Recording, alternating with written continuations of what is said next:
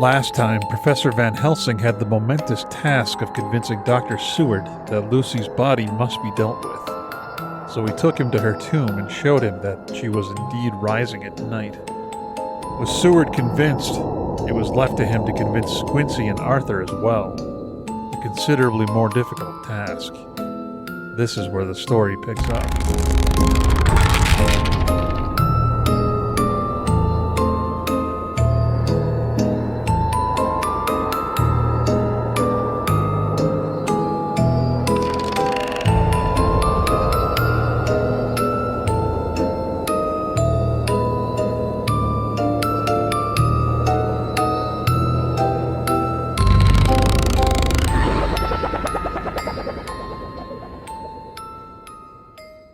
Dr. Seward's diary continued. It was just a quarter before 12 o'clock when we got into the churchyard over the low wall. The night was dark with occasional gleams of moonlight between the dents of the heavy clouds that scudded across the sky. We all kept somehow close together with Van Helsing slightly in front as he led the way. When we had come close to the tomb, I looked well at Arthur, for I feared the proximity to a place laden with so sorrowful a memory would upset him, but he bore himself well. I took it that the very mystery of the proceeding was in some way a counteractant to his grief. The professor unlocked the door, and seeing a natural hesitation amongst us for various reasons, solved the difficulty by entering first himself. The rest of us followed, and he closed the door. He then lit a dark lantern and pointed to a coffin. Arthur stepped forward hesitatingly. Van Helsing said to me, "You were with me here yesterday. Was the body of Miss Lucy in that coffin?" It was. The professor turned to the rest, saying, "You hear? And yet there is no one who does not believe with me." He took his screwdriver and again took off the lid of the coffin. Arthur looked on very pale but silent. When the lid was removed, he stepped forward. He evidently did not know that there was a leaden coffin, or at any rate had not thought of it. When he saw the rent in the lead, the blood rushed to his face for an instant, but as quickly fell away again, so that as he remained of a ghastly whiteness, he was still silent. Van Helsing forced back the leaden flange, and we all looked in and recoiled. The coffin was empty. For several minutes, no one spoke a word. The silence was broken by Quincy Morris. "Professor, I answered for you. Your word is all I want. I wouldn't ask for a thing ordinarily. I wouldn't so dishonor you as to imply a doubt. But this is a mystery that goes beyond any honor or dishonor. Is this your doing? I swear to you by all that I hold as sacred that I have not removed or touched her. What happened was this. 2 nights ago, my friend Seward and I came here with good purpose. Believe me. I opened that coffin, which was then sealed up, and we found it as now empty. We then waited and saw something white come through the trees. The next day we came here in daytime, and she lay there. Did she not, friend John?" "Yes." "That night we were just in time. One more small child was missing, and we find it, thank God, unharmed amongst the graves. Yesterday I came here before sundown, for at sundown the undead can move. I waited here all night till the sun rose, but I saw nothing. It was most probable that it was because I had laid over the clamps of those doors garlic, which the undead cannot bear, and other things which they shun. Last night there was no exodus, so tonight before the sundown I took away my garlic and other things. And so it is we find that this coffin empty. But bear with me. So far there is much that is strange. Wait you with me outside, unseen and unheard, and things much stranger are yet to be." So here he shut the dark slide of his lantern. Now to the outside he opened the door, and we filed out, he coming last and locking the door behind him. Oh, but it seemed fresh and pure in the night air after the terror of the vault. How sweet it was to see the clouds race by, and the passing gleams of the moonlight between the scudding clouds and crossing and passing, like the gladness and sorrow of the man's life.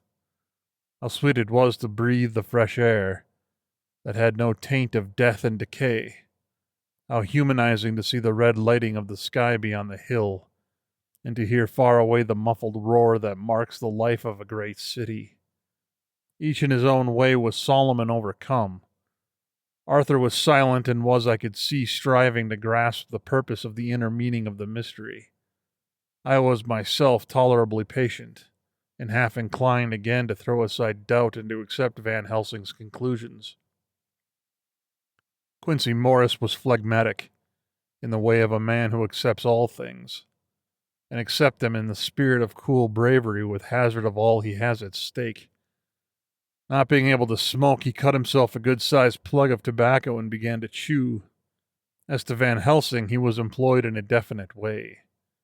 First, he took from his bag a mass of what looked like thin, wafer-like biscuit, which was carefully rolled up in a white napkin.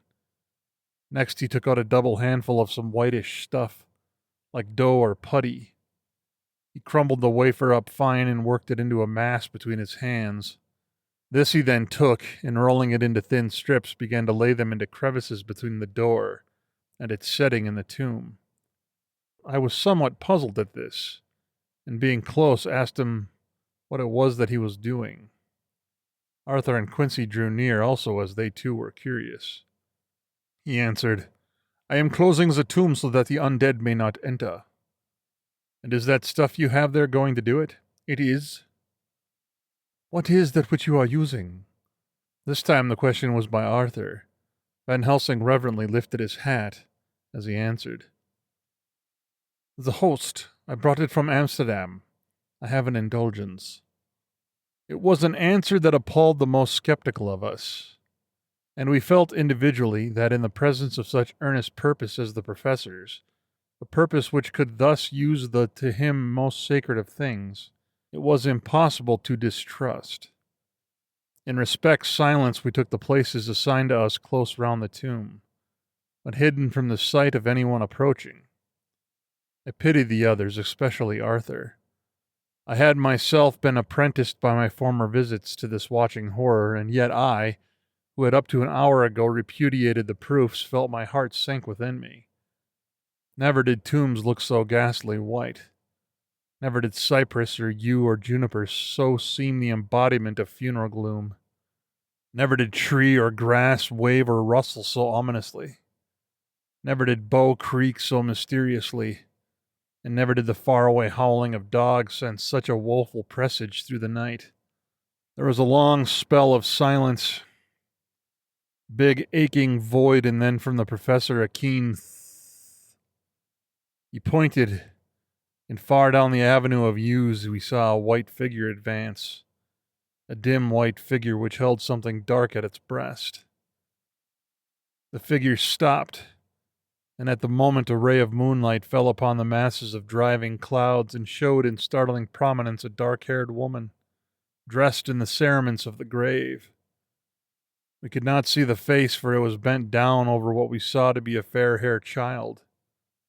There was a pause and a sharp little cry, such as a child gives in sleep, or a dog as it lies before the fire and dreams. We were starting forward, but the professor's warning hand, seen by us as he stood behind a yew tree, kept us back. And then, as we looked, the white figure moved forwards again. It was now near enough for us to see clearly, and the moonlight still held. My own heart grew cold as ice, and I could hear the gasp of Arthur as we recognized the feature of Lucy Westenra. Lucy Westenra, but yet how changed! Sweetness was turned to adamantine, heartless cruelty, and the purity to voluptuous wantonness. Van Helsing stepped out, and obedient to his gesture, we all advanced too. The four of us ranged in a line before the door of the tomb. Van Helsing raised his lantern and drew the slide. By the concentrated light that fell on Lucy's face, we could see that the lips were crimson with fresh blood, and that the stream had trickled over her chin and stained the purity of her lawn death robe. We shuddered with horror. I could see by the tremulous light that even Van Helsing's iron nerve had failed. Arthur was next to me, and if I had not seized his arm and held him up, he would have fallen.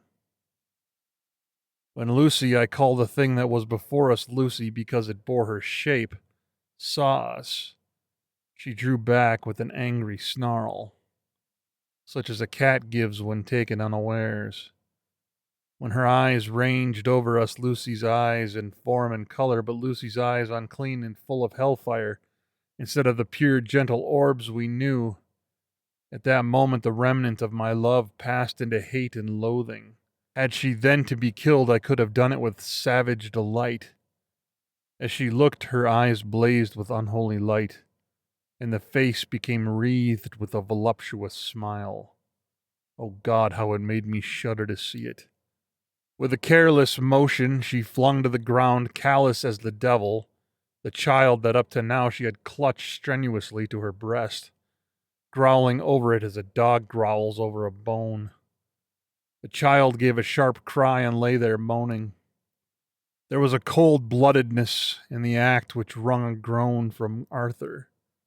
When she advanced to him with an outstretched arm and a wanton smile, he fell back and hid his face in his hands. She still advanced, however, and with a languorous, voluptuous grace said, "Come to me, Arthur. Leave these others and come to me. My arms are hungry for you. Come, and we can rest together. Come, my husband, come." There was something diabolically sweet in her tones, something of the tinkling of glass when struck, when rang through the brains even of us who heard the words addressed to another. As for Arthur, he seemed under a spell, moving his hands from his face. He opened wide his arms. She was leaping for them when Van Helsing sprang forward and held between them his little golden crucifix. She recoiled from it, and with a suddenly distorted face full of rage dashed past him as if to enter the tomb. When within a foot or two of the door, however, she stopped as if arrested by some irresistible force. Then she turned, and her face was shown in the clear burst of moonlight and by the lamp which had now no quiver from Van Helsing's nerves. Never did I see such baffled malice on a face, and never, I trust, shall such ever be seen again by mortal eyes. The beautiful color became livid. The eyes seemed to throw out sparks of hellfire. The brows were wrinkled as though the folds of flesh were the coils of Medusa's snakes, and the lovely blood-stained mouth grew to an open square as in the passion masks of the Greeks and Japanese. If ever a face meant death, if looks could kill, we saw it at that moment. And so, for full half a minute, which seemed an eternity, she remained between the lifted crucifix and the sacred closing of her means of entry. Van Helsing broke the silence by asking Arthur, "Answer me, O my friend. Am I to proceed in my work?" "Do as you will, friend. Do as you will. There can be no horror like this ever any more." And he groaned in spirit.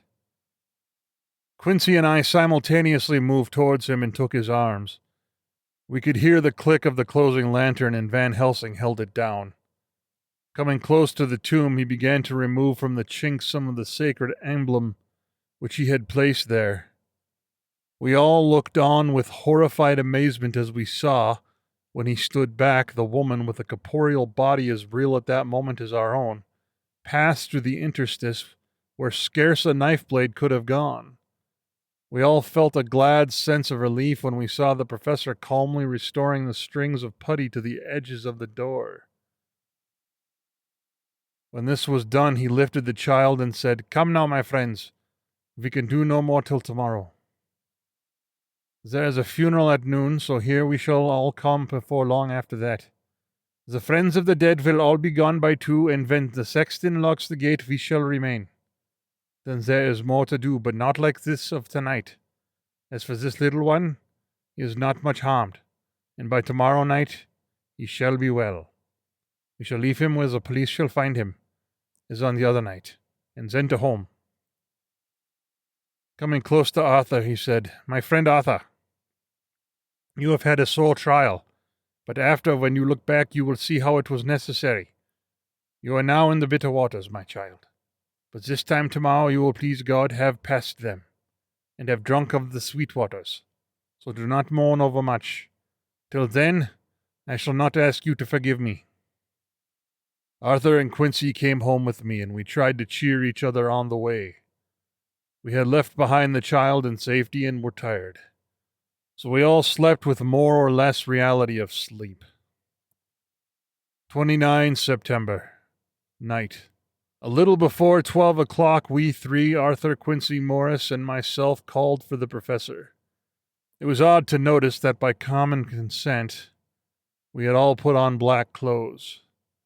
Of course, Arthur wore black, for he was in deep mourning, but the rest of us wore it by instinct. We got to the graveyard by 1:30 and strolled about, keeping out of official observation so that when the gravediggers had completed their task, and the sexton, under the belief that everyone had gone, had locked the gate, we had the place all to ourselves. Van Helsing, instead of his little black bag, had with him a long leather one, something like a cricketing bag. It was manifestly of fair weight. When we were alone, and had heard the last of the footsteps die out up on the road, we silently, as if by ordered intention, followed the professor to the tomb. He unlocked the door, and we entered, closing it behind us. Then he took from his bag the lantern, which he lit, and also 2 wax candles which, when lighted, he stuck by melting their own ends on the other coffins, so that they might give light sufficient to work by. When he again lifted the lid off Lucy's coffin, we all looked, Arthur trembling like an aspen, and saw that the corpse lay there in all its death beauty. But there was no love in my own heart, nothing but loathing for the foul thing which had taken Lucy's shape without her soul. I could see even Arthur's face grow hard as he looked presently. He said to Van Helsing, "Is this really Lucy's body, or only a demon in her shape?" "It is her body, and yet not it. But wait a while, and you shall see her as she was, and is." She seemed like a nightmare of Lucy, and she lay there, and pointed teeth, the blood-stained, the voluptuous mouth, which made one shudder to see. The whole carnal and unspirited appearance seemed like a devilish mockery of Lucy's sweet purity. Van Helsing, with his usual methodicalness, began taking the various contents from his bag and placing them ready for use.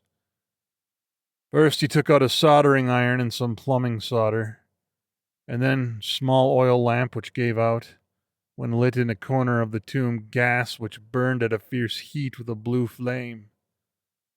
Then his operating knives, which he placed to hand, and last a round wooden stake, some 2½ or 3 inches thick, and about 3 feet long. One end of it was hardened by charring in the fire, and was sharpened to a fine point. With this stake came a heavy hammer, such as in households is used in a coal cellar for breaking the lumps. To me, a doctor's preparations for work of any kind are stimulating and bracing. But the effects of these things on both Arthur and Quincy was to cause them a sort of consternation. They both, however, kept their courage and remained silent and quiet. When all was ready, Van Helsing said, "Before we do anything, let me tell you this. It is out of lore and experience of the ancients and of all those who have studied the powers of the undead. When they become such, there comes with the change the curse of immortality. They cannot die, but must go on age after age, adding new victims and multiplying the evils of the world. For all that die from the preying of the undead becomes themselves undead, and prey on their kind. And so the circle goes on, ever widening, like as the ripples from a stone thrown in the water. Friend Arthur, if you had met that kiss which you know of before poor Lucy died, or again, last night when you opened your arms to her, you would in time, when you had died, have become Nosferatu, as they call it in Eastern Europe, and would for all time make more of those undeads that so have filled us with horror. The career of this so unhappy dear lady is but just begun. Those children whose blood she sucked are not as yet so much the worse, but if she lives on, undead more or more, they lose their blood, and by her power over them they come to her, and so they draw their blood with that so wicked mouth. But if she die in truth, then all cease, The tiny wounds of their throats disappear, and they go back to their play unknowing ever of what has been. But of the most blessed of all, when this now undead be made to rest as true dead, then the soul of the poor lady whom we love shall again be free. Instead of working wickedness by night and growing more debased in the assimilating of it by day, she shall take her place with the other angels. So that, my friend, it will be a blessed hand for her that shall strike the blow that sets her free. To this I am willing, but is there none amongst us who has a better right? Will it be no joy to think of hereafter in the silence of the night when sleep is not? It was my hand that sent her to the stars. It was the hand of him that loved her best, the hand of all that she would herself have chosen. Had it been to her to choose, tell me if there be such a one amongst us. We all looked at Arthur. He saw, too, what we all did. The infinite kindness which suggested that his should be the hand which would restore Lucy to us as holy, and not an unholy memory. He stepped forward and said bravely, though his hand trembled and his face was as pale as snow, "My true friend, from the bottom of my broken heart I thank you. Tell me what I am to do, and I shall not falter." Van Helsing laid a hand on his shoulder and said, "Brave lad, a moment's courage and it is done. The stake must be driven through her. It will be a fearful ordeal, be not deceived in that, but it will be only a short time, and you will then rejoice more than your pain was great. From this grim tomb you will emerge as though you tread on air. But you must not falter when once you have begun. Only think that we, your true friends, are round you, and that we pray for you all the time." "Go on," said Arthur hoarsely. "Tell me what I am to do." "Take this stake in your left hand, ready to place the point over the heart, and then hammer in your right. Then when we begin our prayer for the dead, I shall read him. I have here the book, and the others shall follow, striking God's name, that so all may be well with the dead that we love, and that the undead pass away." Arthur took the stake and the hammer, and when once his mind was set on the action, his hands never trembled nor even quivered. Van Helsing opened his missal and began to read, and Quincy and I followed as well as we could. Arthur placed the point over the heart, and as I looked I could see his dint in the white flesh, when he struck with all his might. The thing in the coffin writhed, and a hideous blood-curdling screech came from the opened red lips. The body shook and quivered and twisted in wild contortions. The sharp white teeth champed together till the lips were cut, and the mouth was smeared with a crimson foam. But Arthur never faltered. He looked like a figure of Thor, as his untrembling arm rose and fell, driving deeper and deeper the mercy-bearing stake, whilst the blood from the pierced heart welled and spurted up around it. His face was set, and high duty seemed to shine through it. The sight of it gave us courage so that our voices seemed to ring through the little vault. And then the writhing and quivering of the body became less, and the teeth seemed to champ, and the face to quiver. Finally it lay still. The terrible task was over. The hammer fell from Arthur's hand. He reeled and would have fallen had we not caught him.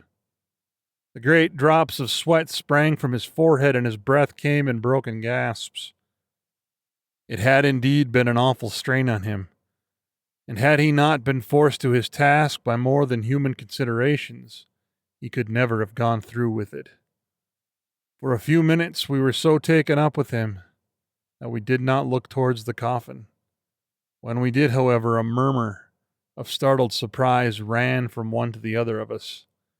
We gazed so eagerly that Arthur rose, for he had been seated on the ground, and came and looked too. And then a glad, strange light broke over his face and dispelled altogether the gloom of horror that lay upon it. There in the coffin lay no longer the foul thing that we so dreaded and groaned to hate, that the work of her destruction was yielded as a privilege to the one best entitled to it, but Lucy, as we had seen her in life, with her face of unequaled sweetness and purity. True that there were as we had seen them in life, the traces of care and pain and waste. But these were all dear to us, for they marked her truth to what we knew. One and all, we felt that the holy calm that lay like sunshine over the wasted face and form was only an earthly token and symbol of the calm that was to reign forever. Van Helsing came and laid his hand on Arthur's shoulder and said to him, "And now, Asa, my friend, dear lad, am I not forgiven?" The reaction of the terrible strain came as he took the old man's hand in his, and raising it to his lips, pressed it and said, "Forgiven. God bless you, that you may have given my dear one her soul again, and me peace." He put his hands on the professor's shoulder, and laying his head on his breast, cried for a while silently, whilst he stood unmoving. When he raised his head, Van Helsing said to him, "And now, my child, you may kiss her. Kiss her dead lips if you will, as she would have you to. If for her to choose, for she is not a grinning devil now, not any more a foul thing for all eternity. No longer she is the devil's undead, she is God's true dead, whose soul is with him." Arthur bent and kissed her, and then we sent him and Quincy out of the tomb. The professor and I sawed the top of the stake, leaving the point of it in the body. Then we cut off the head and filled the mouth with the garlic. We soldered up the leaden coffin, screwed on the coffin lid, and gathering up our belongings, came away. When the professor locked the door, he gave the key to Arthur. Outside, the air was sweet, the sun shone, the birds sang, and it seemed as if all nature were tuned to a different pitch. There was gladness and mirth and peace everywhere, for we had rest ourselves on one account, and we were glad, though it was with a tempered joy. Before we moved away, Van Helsing said, "Now, my friends, one step of our work is done, one of the most harrowing to ourselves. But there remains a greater task, to find out the author of all this, or sorrow, and to stamp him out. I have clues which we can follow, but it is a long task, and difficult one, and there is danger in it, and pain. Shall you not all help me? We have learned to believe, all of us, is it not so? And since so, do we not see our duty? Yes. And do we not promise to go on to the bitter end?" Each in turn we took his hand, and the promise was made. Then said the professor as we moved off, "2 nights hence you shall meet with me and dine together at 7 o'clock with my friend John. I shall entreat 2 others, 2 that you know not yet, and I shall be ready to all our work show and our plans unfold. Friend John, you come with me home, for I have much to consult you about, and you can help me tonight. I leave for Amsterdam, but shall return tomorrow night, and then begin our great quest. But first I shall have much to say, so that you may know what to do and to dread. Then our promise shall be made to each other anew. There is a terrible task before us, and once our feet are on the plowshare, we must not draw back."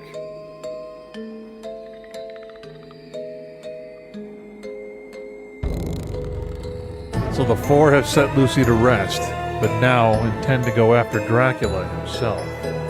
Who will survive until morning breaks?